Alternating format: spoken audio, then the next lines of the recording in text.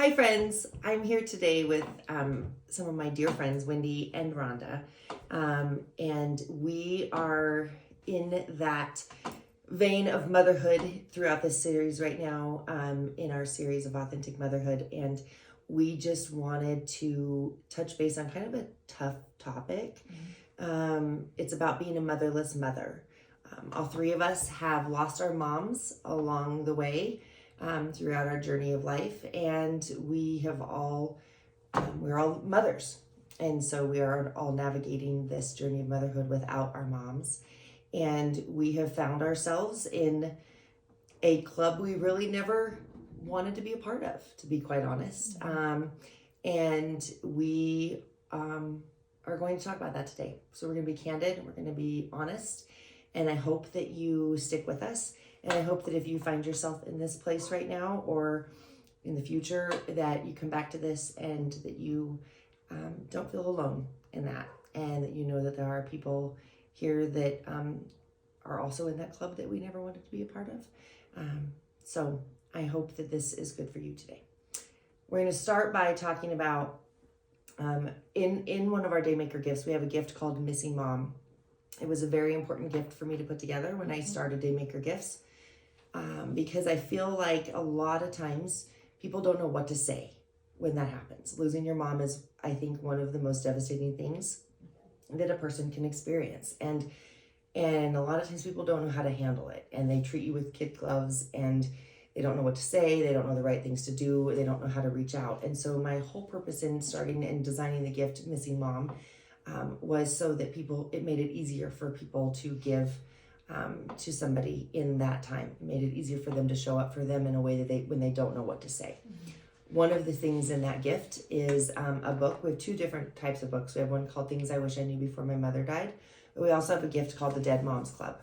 And the title is shocking, and a lot of people veer away from this title and don't choose this particular book simply because it is so shocking. But this is the reality. This is the truth of what we're in. Rhonda, Wendy, and I are all, I want to say it was at your mom's funeral that we were all sitting there talking, and we all talked about this book, and this is when we ended up getting it. And at the end of the day, we found ourselves in this club that we never asked to be a part of. And, but we're here, and there's some really kind of cool people in the club. You all are pretty amazing, and it's nice to know that you're not in that journey alone. So I want to talk about that. The next thing I want to bring up is our drinks. We each have drinks. Yes, it is currently 3:00 in the afternoon on a Friday, and we are day drinking because this topic requires it. Quite honestly, absolutely. But we are here with our drinks. I reached out to Rhonda and to Wendy in the last couple weeks to do this, and we started talking about what was your mom's favorite cocktail, what was your mom's favorite drink. And there were a lot. All of us had different answers. But one thing that I think was fairly common thread was our moms all like tequila of some form. So would you tell us about our beverage today? We have margaritas, blood orange and regular margarita nice. mix. Okay. Yep, with a sugar rim. That's right. So there you go. All right. So cheers to getting through this video and this really difficult topic. So if you're watching this, pause it, grab a cocktail, and join us. All right. So I have a couple questions for you girls. First of all, let's start out. Tell us your name. Tell us how did you lose your mom, and how old were you? My name is Rhonda. I was 38 when I lost my mom. My oldest was a senior in high school, and my youngest was 4. And it just, very different stage of motherhood. I feel like some of the most trying times have happened. During her illness and then right afterwards, because parenting teenagers is not for the weak. These are the days that I really miss her. She did pass of ovarian cancer, and it was a 2-year, I guess, from diagnosis until she passed. And so it felt like a very long time in the time that we had, but also a very short time. And I never want to say that she was ready, and I never want to say that I was ready, because that's not the case. But we did a lot of things very intentionally during her time, from when she was diagnosed until she passed away, to spend time together and to make sure that she spent time with my kids and things like that. So that's awesome. That's awesome. And how old were you, Wendy? And what did, first of all, tell me how your mom died too, and how was that? My mom passed away from reoccurring breast cancer in the bone. She was first diagnosed when my firstborn was only 6 months old. Was cancer free for 9 years, and then it came back in her bone. I was also 38. Oh wow, I didn't realize that. When she passed away. And I thought being older, losing a parent would be easy. Easier, I should say. And no, I think it was just as hard. Just as hard. Yep. Yeah. Just as hard. And how old were your kids when she passed? Let's see, Maverick was just about getting ready to turn 2. So it was 7 years ago. So Desiree was 12 and Trinity was 10 and Drew was 17. Wow. Yeah, it was right before he graduated. Big Senior spectrum. year. Yep, it was his senior year. Wow. I was 14 when my mom passed away. My mom died of lupus when I was 14, and so I was not yet a mother. And that presented its whole other unique set of challenges there. I think that made it really difficult for me. She had been sick off and on the whole time. She was diagnosed with lupus before they had me. And so she was in and out of remission for pretty much my whole life.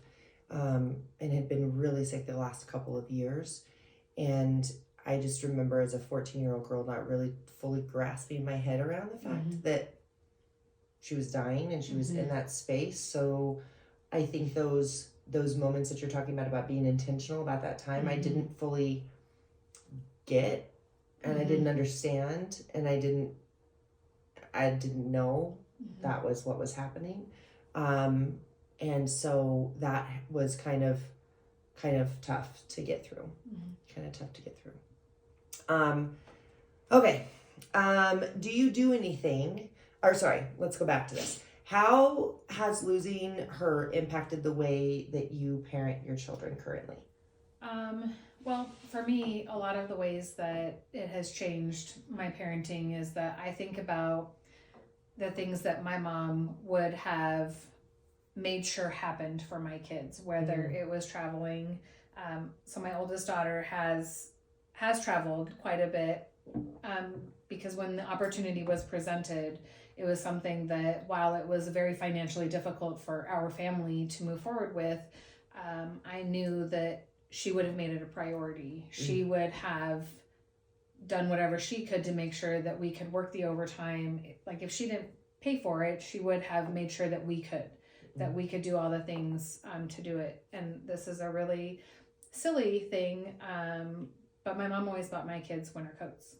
So the first year after she died, I didn't buy my kids winter coats because I didn't even think about it. I had never bought them a winter coat, and here we were in the dead of winter, and I was like, that was a very difficult day that you don't expect, because I was like, why don't they have coats? And it was because I had never done that. My mom had always done, it was such a small thing, but she just took that off of my plate. So in how else I change is that I feel like I make sure that I am present at all the things that I want to be. She was their biggest fan. She was a big cheerleader for them and the things that they were very passionate about. And so I think being present for them at those times where it's super inconvenient or I'm tired, but being there is really important, because I know that she would have been. So. How about you? A lot like Rhonda, and it's more of the little things too, the being there. And the older I get, I find myself being that mom that I get frustrated with the kids when they say, "Hey, can we go here?" And it's like, "Oh, I just sat down. Like, can I just relax?" And it's dropping that stuff and taking them to the grocery store, taking them in to get something and not feeling guilty about it. Back to school supplies. That was always my mom's thing, taking them to get their homecoming dresses. And I will admit that that's where I have failed. My girls have gone and gotten their own dresses, and there's times I look back and I'm like, Wendy, step it up. Like, you know, don't take those times for granted. But I also think it's hard for us is to say, those are really hard. Like, there are times that I have to say, I cannot be there for this event, or I cannot, because it harms me, and then it makes it not fun for anybody too. Yeah. So I think that there is a piece of grace that for that ourselves. happens with it. For me, I think with mom dying at such a early age, I have limited memories of her, and the things I do remember are the little things, like what you girls are talking about. Like, life is built in the little things, relationship is built in the little things, and so it's those small things that I have been super intentional with my girls. It's the car karaoke, it's the dancing in the grocery store, it's the moments like that, The pajamas at Christmas. That I am super intentional about, because I know that life and relationships are built in those small things. And I have also, as a being so young when I lost her, I didn't have a roadmap as to how to be a mom. Like, I specifically remember sitting in Savannah's first pediatrician's appointment, and I've even told her pediatrician this. And we were a weekend. It was her very first appointment. She was an infant, and I don't know, he was examining her or something, and she started crying, and I kind of put my hand on her belly, and she calmed down. And he looks at me and he puts his arm over me and he goes, "Oh my gosh, you're doing such a great job." And I just lost it, because I had no idea what a good job meant. Like, I'm like, oh my God, you know. And so in that, like, I didn't have a roadmap for how to be I had those small 14 years, but there was nobody walking with me through, especially those early first, those super formative, like those very teenage much years, and like the even being pregnant and that baby stage. I had no one guiding me with that, and I have an amazing stepmother, but she also has not ever had children, so it's a very different dynamic there, and so different experience for her. And so I really feel like I have taken the tidbits of, I have a journal for my girls that I have written in on a regular basis throughout the years, that if God forbid something happens to me, they have that to talk. Like, I'm writing about my motherhood and how some of those days are kind of frustrating. I'm like, you look really making that today. But at the end of the day, like, they will have that. If something happens to me and they're a mom and they find themselves in this position where they're a motherless mother, they're going to have something that says, "Oh, my mom went through this too," or "This is how my mom dealt with this," or, you know, whatever. And so they don't feel alone in that, because I have felt alone in my journey very often. I think mothers in general do, but I think as a motherless mother, or somebody that maybe you don't have a great connection with your mom, like, I feel like that's a thing. Like, I think so too, because, you know, motherhood is isolating, and we've talked a little bit about that before, and just how do you open yourself up to that vulnerability of sharing yourself, and you feel like, I'm already messing it up, how can I share that side of me, this mess, with someone else, when all I want to present is this really good mom. I want them to think that I'm a good mom. I want to be a good mom. And that's you know. And I think one of the hardest things with wanting to be that good mom is expectations. I'm very bad with setting expectations and wanting expectations, and it's one of those things that I expect to have the relationship with my girls that I had with my mom. And then I find it's harder if I don't have that. You feel like you're failing. Yes. And well, and the reality is, when you lose someone, most of the time they're glorified in death, right? And so you're not really getting, you feel almost like you're betraying them if you think anything other than That they were they were fantastic. fantastic. And that they weren't the most perfect mother in the world, right? And so, and at the end of the day, our mothers were human beings, and they Yes. messed up, Yes. and so are we. Yes. And so we are just like them when we Yeah. screw things up. But at the end of that's hard for us, especially I think as daughters of mothers, to have that reality that, oh my gosh, like, you know, okay, that was really good. Thank you guys. That was good. Next question. Do you guys do anything special to honor her or her memory during the year? Do you guys do anything specific? I'll start with Yes, her birthday, July 29th. My sister and I and our families always go to the gravesite, which I will be the first to admit, I do not like going to the gravesite. Because I know that they're not there. I still do it, but we go get, God bless my mom, her favorite was Little Caesars. Of all things, of all pizza, but pizza. it was the crazy bread. Mm. Her and I would stop and get crazy bread, and we'd each get our own package and eat all damn 8 sticks.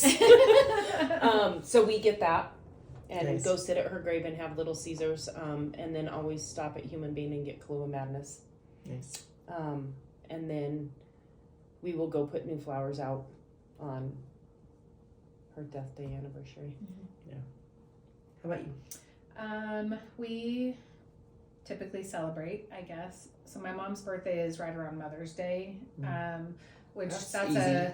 That's super easy. Yeah. That's lovely. double-edged sword, right? And so I like to make something that makes me think of her, and that's like a me personally, because she was my person that I did a lot of things with. Like we went to craft shows. We spent a lot of time together. But as a family, we celebrate her death day also.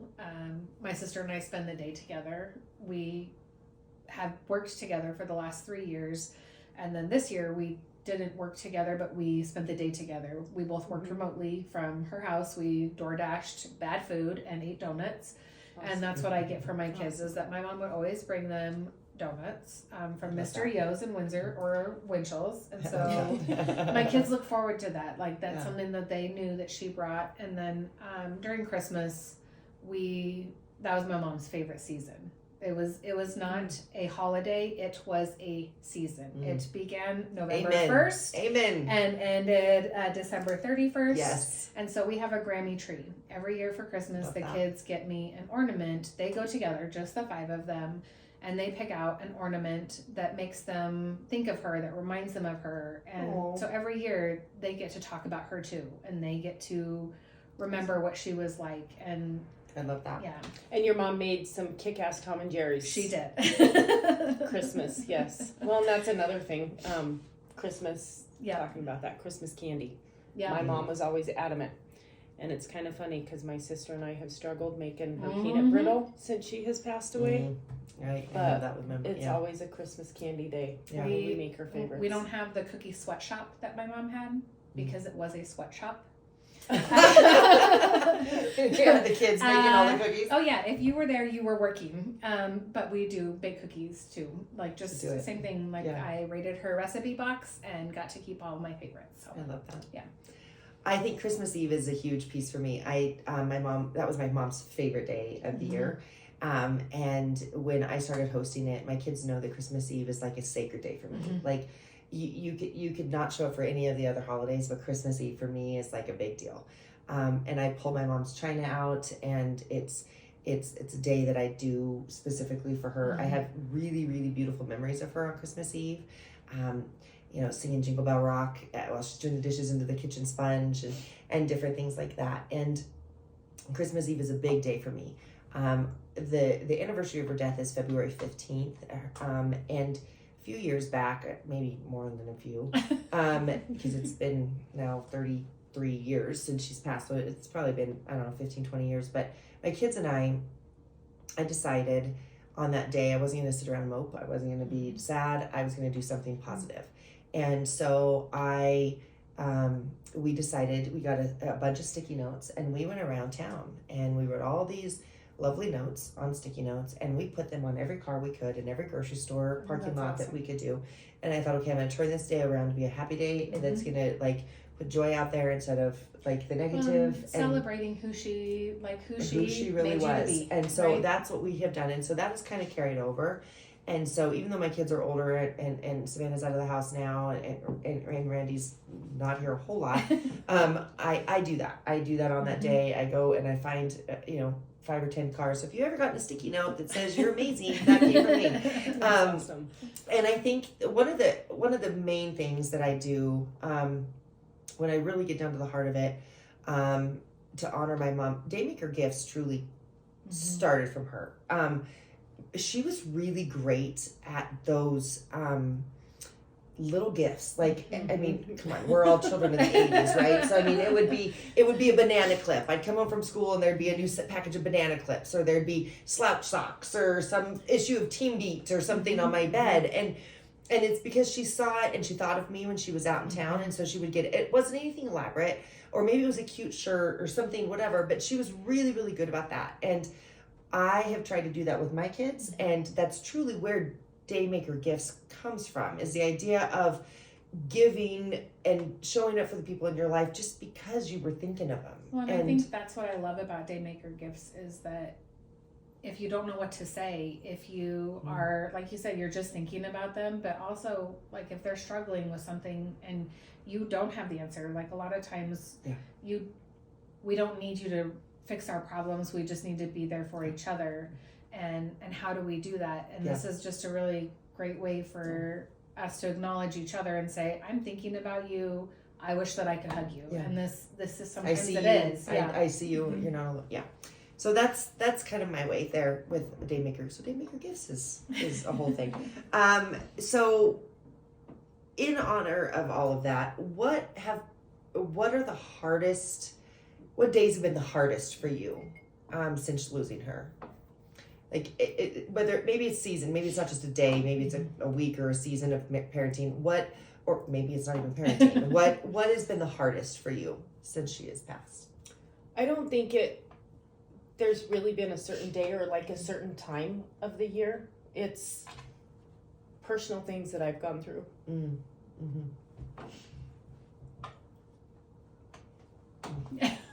It seems silly, right? That you just need to hear her Right. voice. Just that phone call that, Mom, what the hell do I do? I don't know what to do. How do I handle this? How do I handle that? How am I going to make it through? Not being able to pick up that phone. One thing I miss with her a ton, I talk to her every morning on my way to work. Every single morning. So my sister and I do that. Patty and I all call each other. Either I call her or she calls me, and so I still get that phone call in the morning. So I love that. Yeah, it's not a certain day, not a certain. Well, and I it's think, life moments. I think that we think that, right? That it's when someone passes unexpectedly, like when we lose our moms, we think this day is going to be the hardest. This day is going to be the hardest, and it hasn't been. And from my experience, it hasn't been the big days. It's those little days of like, I'm really struggling because man, my kids are testing my patience, and I don't know what to say. I just need to hear you tell me it's going to be okay. That was one of the things that my mom always said. She was a single mom for a while, and life happens. Life always happens. And she told me 2 things that I will never, ever forget. And one of them is everything will always work out. Everything will be okay. Like the Bob Marley song, 3 Little Birds. That's our song, is because it will be okay. We will figure it out. And it's just money.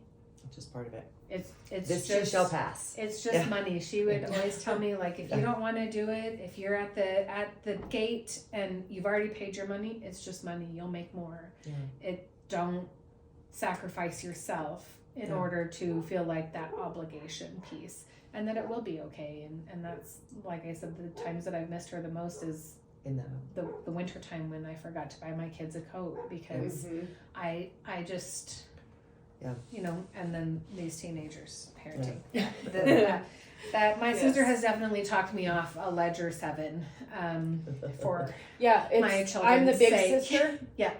But my little sister is the better big the sister. calm voice of reason sometimes. She is the better, I feel like better big sister. my sister has definitely saved a couple of my kids' Lives. lives. For me, it's been the one thing that stands out to me is the year that, so she died when I was 14. Mm-hmm. When it had been 14 years from Mm-hmm. when she died, and the fact that in my reality was I had been without her for as long as I was, or longer than I had been with her, that hit me out of nowhere. Like, grief is not linear. Grief is, and let's just call it what it is. Grief's a bitch. Yeah. And it's not linear, and there's a lot of pieces and parts to that, and that hit me out of nowhere, and it tanked me big time. That was a really tough season.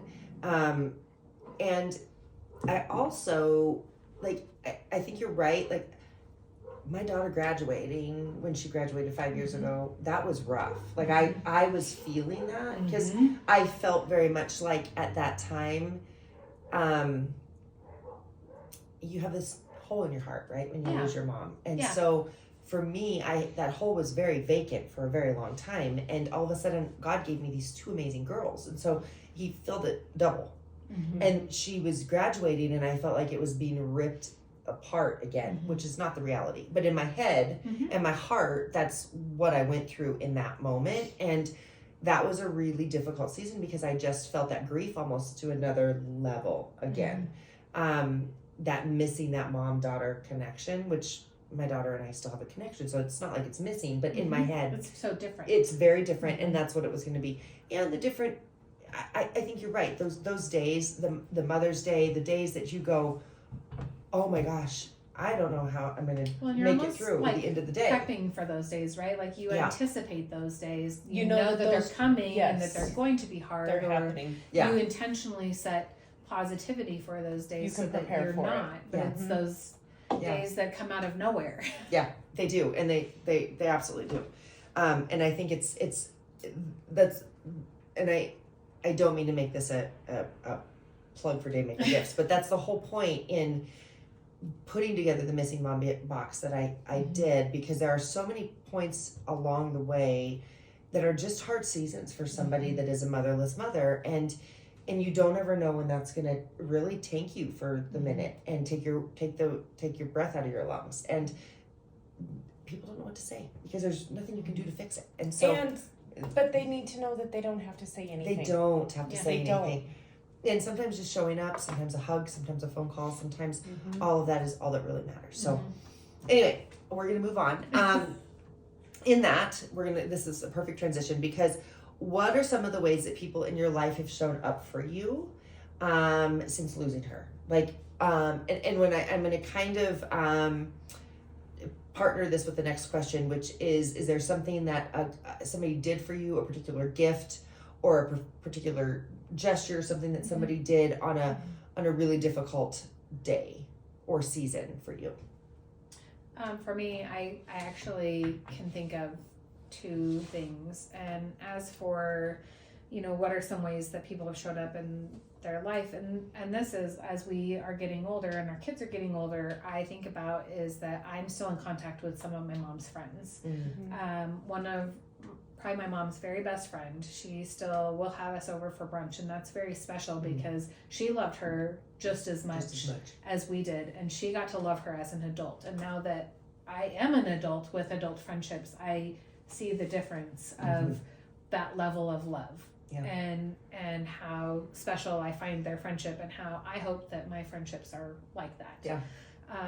And 2 things that people have done for me in a tough season is that right after my mom died, I had a very good group of friends who brought me things like toilet paper and lasagnas, and it's not things that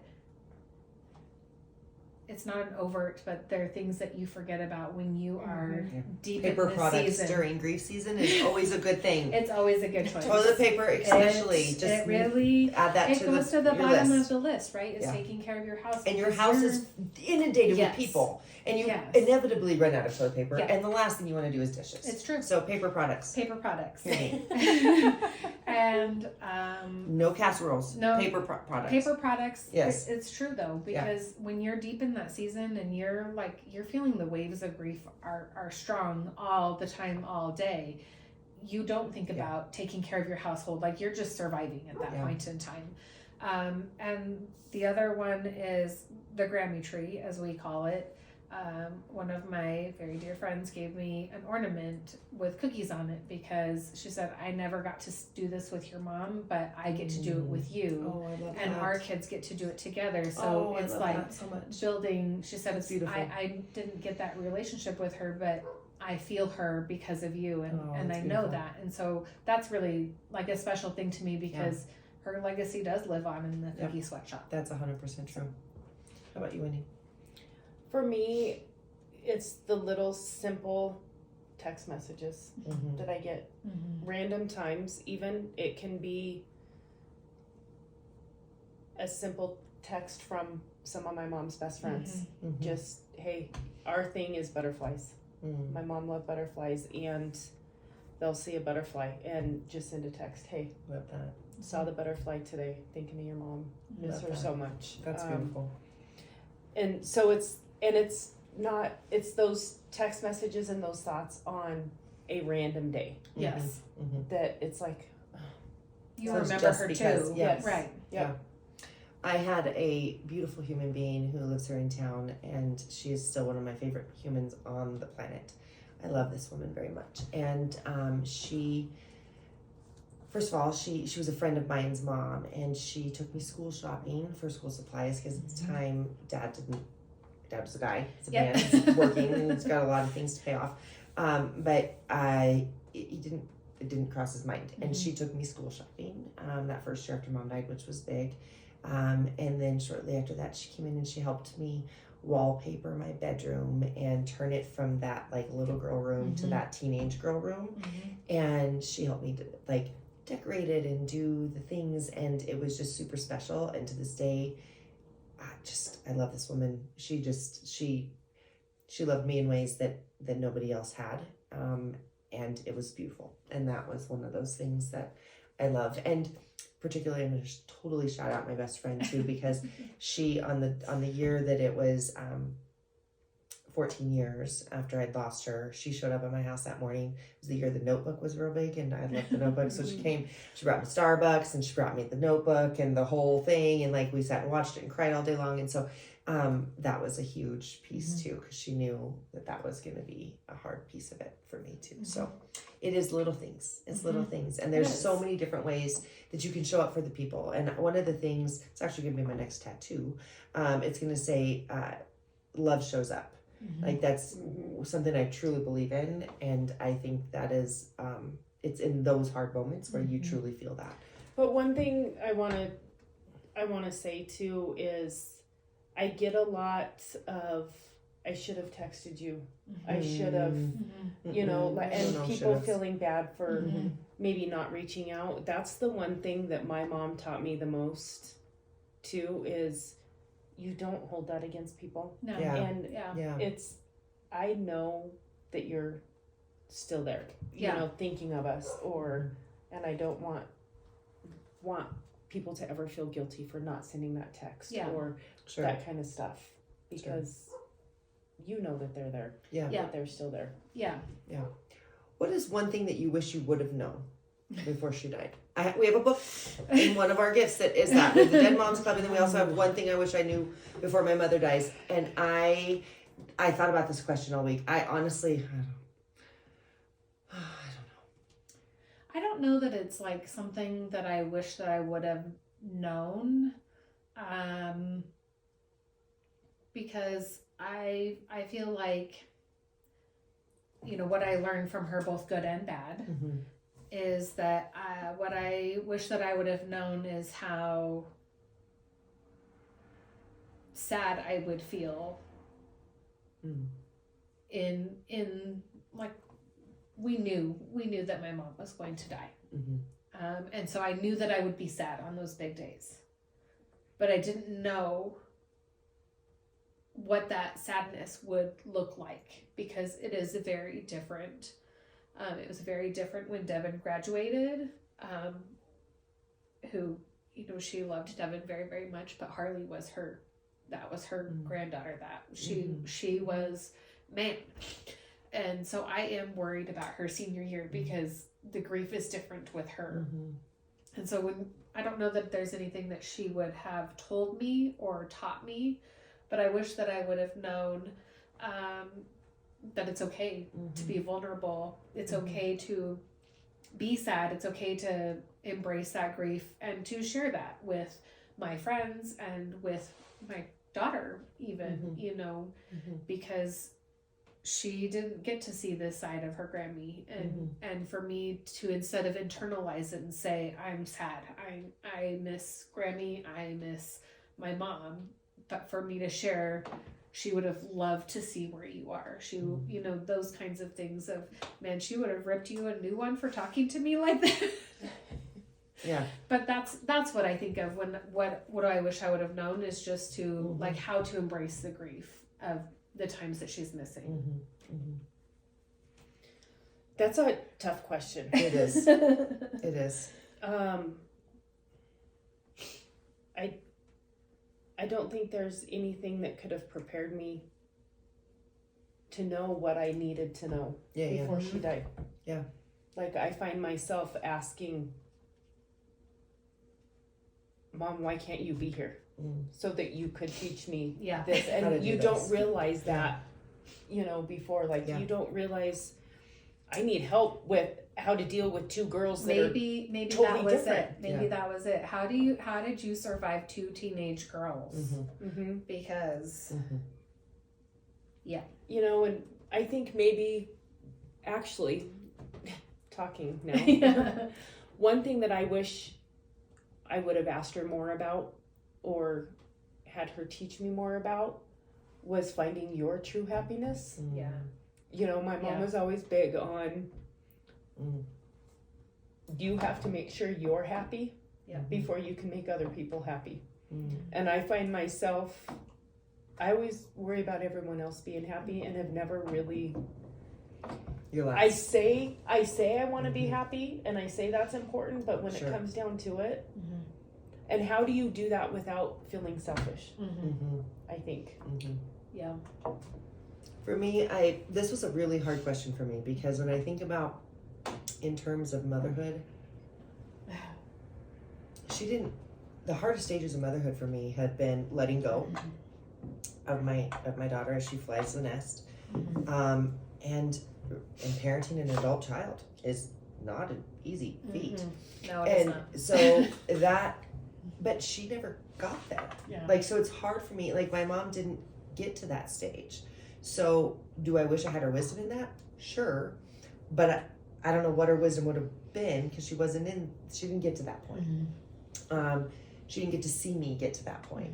And to be quite honest, my girls were pretty wonderful throughout their teenage years. Like, I've said that a lot. Like, teenage girls do not have to be the nightmare that, you know, everybody says they are, but we've had our moments. And I really wish she would have taught me how to make her cinnamon shoes at Christmas, because I can't get them right. And Mom's popcorn, by the way, shout out Rebecca, is the only one that gets them even remotely close. But I honestly, like, I don't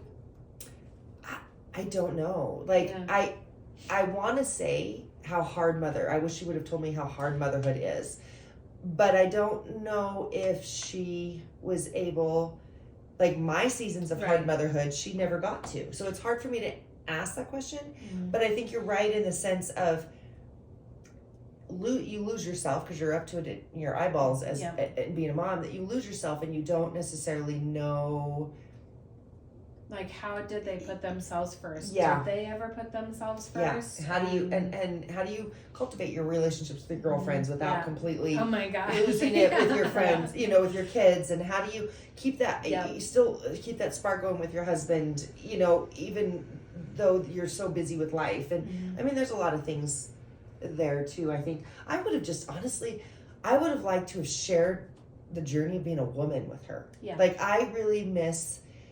I would have loved to have been post childhood and to been able to hang out with my mom. Mm-hmm. Like to do a girls trip, to do a mom's trip, to do a mother-daughter thing, to be able to do those things like you did with yours and yours. And I would have loved to have had that. I would have loved to have been a woman with her. You know, I don't know a lot about her as a woman. I know about her as a mom, but not as a woman because you can only share so much when you're 14, right? So I'd like to know all her secrets. I recently learned that my mother was a foosball queen, and that's super fun information. That was one of the things that I told Harley was we were talking about as she's gotten older and sharing those experiences, and I said, oh, my most favorite trip with Grammy was when I was 19, and there she is up at the pool bar doing body shots with these 20-year-old boys, and I love it so much. And she was just I love it she was so so much. fun, and that's what That's great. So what is one thing that has helped you? This is our last question. What is one thing that has helped you on your hardest days when you lose her? What is the one thing that helps you the most? Or person, or event, or beverage, or whatever, chocolate, what is the one thing that has helped you?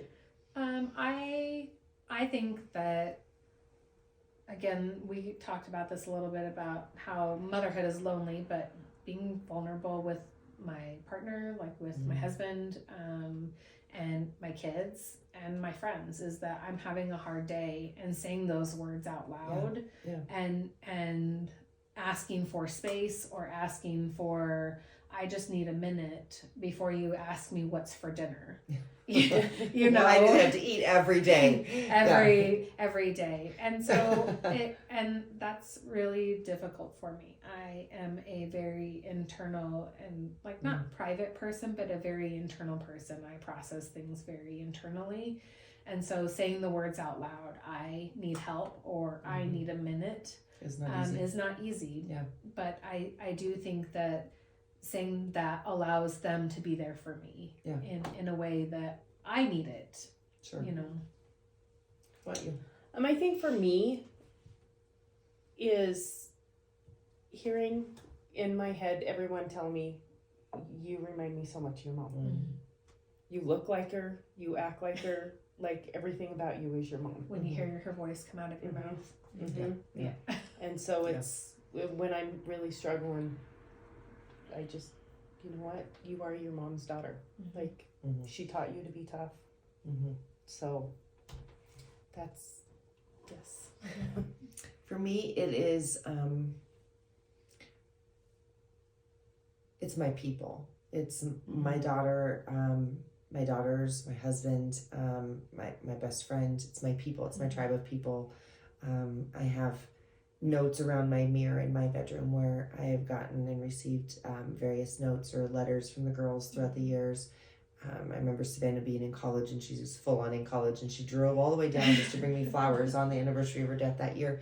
And it meant a lot to me. It's those little things like that. And it's my husband that buys me flowers on the 15th of February, not because he forgot or because roses are cheaper on that day, but because he always gets me yellow roses because he knows there's a significance to that for me and why that's there. And I think it's just the people. It's the people. Yeah. And that's really what life is about. And that's why it makes grief hard, right? When we lose our people, when we lose people that are in our corner, that's what makes grief hard. That's what makes life uncomfortable. It's what, it's why we're here right now, honestly. That's why we're talking about this, because when you lose somebody as significant to you as your mom, whether you had a great relationship with your mom or you had a complicated relationship with your mom, which that's a real thing, your mom is a significant person to you. And I truly believe, regardless of where you all fall on the God subject, I truly believe that because we come from our mothers, we are specially wired to our mothers and connected to our mothers. And I really believe that it's a supernatural connection from mothers to their children. And I think it's a huge deal. And so I think that when you lose that mother, and moms that lose their children. I think that's why they say it's one of the hardest things, hardest classes to take. I think that there is a reason for that, because I feel like the connection is more of a supernatural connection than any other relationship in our life. So thank you all for hanging in there with us. Thank you all for dealing with our tears and letting us be candid. I'm sitting here the whole time really hoping that I hit record on that camera and that this is recording, because we haven't moved, we haven't done anything. So I really hope you've gotten all of this. I hope if you're out there and you're experiencing this, I hope that you don't feel alone. And if you do, reach out to me. I'm here. I've been there. I've walked in these shoes. I'm happy to walk with you, talk with you through this. You're not alone. You're part of the Dead Moms Club. Like it or lump it. I think too, if you know someone who is, yes, like, please don't feel afraid to reach out to them. That was, that, 100%. like you said, it's a club that you never want to be a part of, but it is something that no other person who has not experienced it yet will understand the way you feel. So you can't walk in those shoes, and a lot don't of never times, be afraid to say something. Yes, either. And a lot of people, I feel, don't know how to say it or what to say, and they treat you almost like with kid gloves and kind of like, oh, I don't know what to say, so I'm just gonna, it's uncomfortable. Don't do that. Please don't do that, because it makes us feel more uncomfortable. You just give them hugs, give them loves, and give them a Daymaker gift, because we have one for that. We have a lot of them actually that would fit, not just our missing mom. And if you don't love the missing mom or you don't like one of them, email me and I'll get you one set up, because this is that is true. She is pretty great at picking up whatever. It is a big deal, and this is a special event for me to be able to make sure that you're reaching out and showing up. Love shows up. And you're showing up for the right person, and you're showing up in the right way. So be there for your people. Hang in there if you're one of us and you're part of this club. You're not alone. So thanks, everybody. Cheers to our moms. Cheers. And happy Mother's Day. Thank you. Love you guys. Love you guys.